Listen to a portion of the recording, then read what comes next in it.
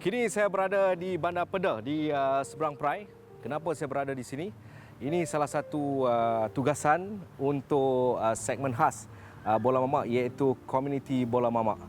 Apabila berbicara tentang individu yang akan kami kunjungi ini, negara, keluarga bola sepak digemparkan dengan kehadirannya di kaki lima pada satu ketika. Dia mengalami masalah jantung yang agak kritikal. Sumbangan beliau dalam pentas bola sepak khususnya negeri Pulau Pinang dan juga Pahang cukup besar nilainya. Dan hari ini, komuniti bola sepak terasa apa yang berlaku ke atas individu yang akan saya temui sebentar lagi. Individu yang saya maksudkan itu adalah Salahuddin Chairus.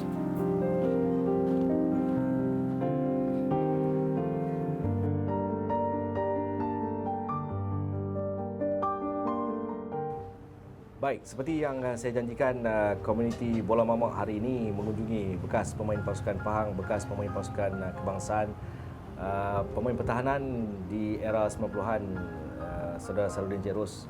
Siap bang? Ya, alhamdulillah. Okey bang, saya nak tahu kepada macam mana tiba-tiba isu gelandangan itu boleh timbul. Saya ingin maklumkan sini, saya ucapkan banyak-banyak ucapan terima kasih kepada pihak Astro Arena yang sudi datang pada hari ini di rumah kakak saya di mana saya menumpang sementara ini. So isu gelandangan ni, isu itu ada sebab masalahnya sebab apa? Pergerakan saya daripada Pulau Pinang nak ke Kuala Lumpur. Saya nak pergi ke IGN untuk buat rawatan. Jadi kadang-kadang ada ketikanya kita ada kemampuan dan ada ketikanya kita kekurangan. Jadi bila masa timbul kekurangan tu, kita bukanlah sengaja nak meletakkan diri ke dalam kawasan tu, tapi keadaan masa di mana saya bawa transportation sampai Kuala Lumpur, saya dalam keadaan yang agak tak kurang bersedia. Saya pun letih dah sampai pukul 2-3 pagi. Keesokan harinya jumpa doktor dah pukul 8 pagi. So, saya tertidur di kawasan area dekat jalan Hang Lekiu. Okey. Berdekatan dengan CG Polis. Saya pergi cari dia 3 malam. Bila Sulaiman, apa nama pemain bola tu? Ya, Sulaiman. Asal Sulaiman, apa nama Sulaiman? Mansur Sulaiman. Dia bagi tahu kat Mansur, saya pergi cari pukul 2, pukul 3 pagi. Tiap-tiap orang yang tidur atas batu semua saya pergi tengok. Tapi tak jumpa muka dia. Dan besok malam ada orang telefon lagi kata ada dekat bawah pokok sekian-sekian. Tak jumpa juga. Saya tak tahu dah nak cari. Malam saya pergi lewat malam pukul 2, 12 start pergi. Nak tengok tak mana tempat tidur kan. Tak jumpa. Di KL dia jumpa tu, saya terkejut tengok dalam paper. Okey. Mungkin era sekarang ni tak mengenali Salahuddin Chairus. Momen paling indah lah bang, sebelum saya pergi lebih jauh tentang bagaimana abang struggle dalam berdepan penyakit jantung ni. Momen paling abang akan ingat dalam sebagai kira bola sepak. Kira bagi saya bila timbul isu masalah kesihatan jantung saya ni kan, yang boleh kita agak kronik lah. Saya pada mulanya memang agak terkejut lah sebab saya daripada masa saya beraksi, saya tak ada bab-bab perkara macam benda-benda yang kita tak patut buat, memang kita tak buat. Tapi memandangkan segi makanan ke apa yang kita buat tu, saya rasa agak terkejut lah bila tiba-tiba doktor bagi tahu yang saya ada mengalami masalah sakit jantung. Bila mana timbul je masalah sakit jantung tu, bermacam-macam lah fikiran yang timbul dalam kepala kita ni. Sebab senario dia bila kita beraksi baru, insyaAllah kita rasa kita dalam keadaan selamat. Tapi Allah masih nak menguji kita. So kita kena terima, kita reda dengan apa yang berlaku. So setiap bila berlaku je harus perbezaan bila kita mengalami masalah jantung ni, saya bertambah rusing memikirkan saya dah tak ada pekerjaan bola sepak, saya dah tak ada. Saya hanya saya tak boleh kerja berat. Maknanya saya dah ibaratkan sebagai total loss. Saya dah ibaratkan saya tak mampu boleh bekerja. Dikeluarkan surat daripada Kementerian Kesihatan, daripada Hospital Pulau Pinang mengatakan saya dah hilang kepayaan bekerja. Dan akhirnya Jabatan Agama Islam Pulau Pinang bagi saya pendapatan sebulanan RM400, dah masuk hampir 5 tahun. Dan welfare sekarang ni daripada RM220 naik RM340. Ini RM740 ni saya nak bergantung hidup saya untuk jangka masa 1 bulan. Allah saja yang tahu.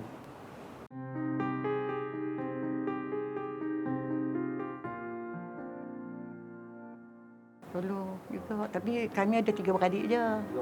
3 beradik Kakak pada dia 1 lagi. Dia 3 beradik. Jadi dia paling rapat dengan saya lah. Sebab Manzur kan duduk ni, rapat lah sekali. Apa pun masalah siang malam ke dia tempat, saya lah tempat dia. Jatuh saya ni macam mak balik lah. Ya, Yang mak tak ada. Tak ada. Ah. Nak sulung pula kan. Ya, Kita yang kak dia pun macam tu juga. Kita ada juga apa-apa kan. Tapi tak ada lah masalah macam ni. Yalah. Ha, Kita tak minta kan. tak minta Allah Ta'ala yang bagi kan. Kita sabar je lah. Okey bang.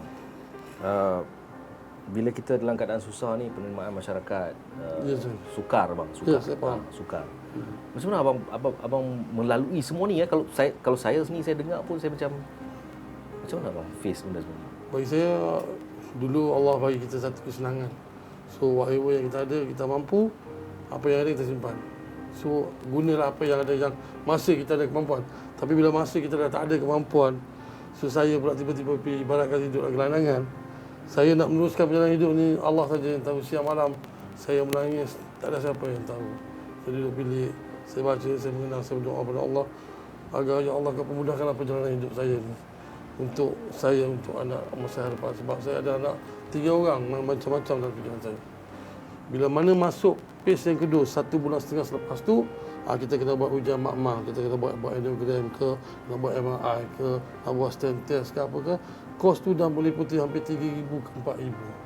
Jadi pada masa dulu, yakin ada kemampuan, dia bagi sumbangan. Tapi tak sampai ke peringkat tu. Jadi bila mana sekarang ni tak mencapai, saya terpaksa cari duit sendiri untuk menampung kos tersebut.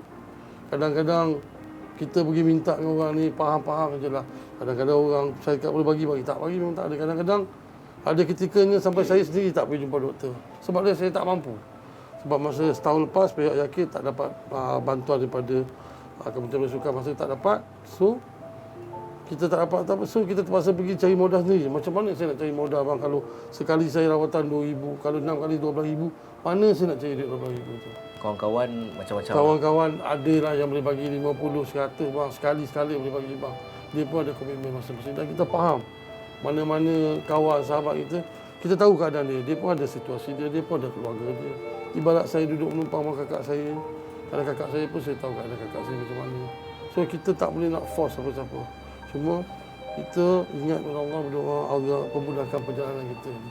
Sebab ni qada dan qadar. Setiap manusia Allah uji. Tapi saya redha lah dengan apa yang berlaku pada saya. Sebagai satu peringatan pada saya. Dan kadang-kadang bukan senang nak cari duit, nak pergi mana-mana, bukan senang. Hanya Allah saja yang tahu. Tapi saya redha, saya teruskan perjalanan itu.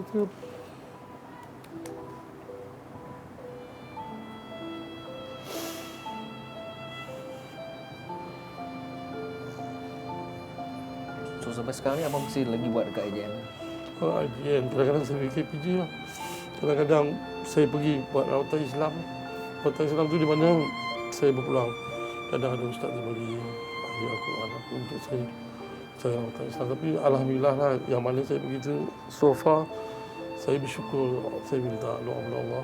Masih lagi Allah bagi saya kesenangan, saya bergerak. Saya minta satu je agar Allah pemudah saya. Bila saya dapat bergerak ke sana ke sini, walaupun tanpa bantuan siapa-siapa kan. Cik ni ingat dia tu dah adik kita kan. Kita terpaksa lah susah payah pun. Dia nak cari kat mana lagi? Kak lah ganti mak. Mak dah tak ada. Kak saya pula anak yang sulung. Anak yang sulung. Jadi apa-apa masalah dia, saya lah yang patutnya kan. Bagi kat orang lain siapa lagi? Dah kan. Ada orang bagi tahu dia masuk kat AJN. Ya, kata orang bagi tahu dengan Manzur. Lepas tu Manzur bagi tahu kat saya lah. Kata yang dia ada AJN kan kat KPJ lalu. Jadi saya lah yang duk pergi jaga dia. Kalau saya tak pergi, Manzur malam pergi bergiliang lah. Saya doa-doa macam tu lah, cepat-cepat sembuh. Jadi kan, bolehlah dia buat kerja yang ringan-ringan untuk diri dia kan. Kita bantu setakat yang boleh je lah. Sikit-sikit boleh lah. Kita ni bukannya orang senang kan. Boleh bantu sikit-sikit jadilah untuk dia.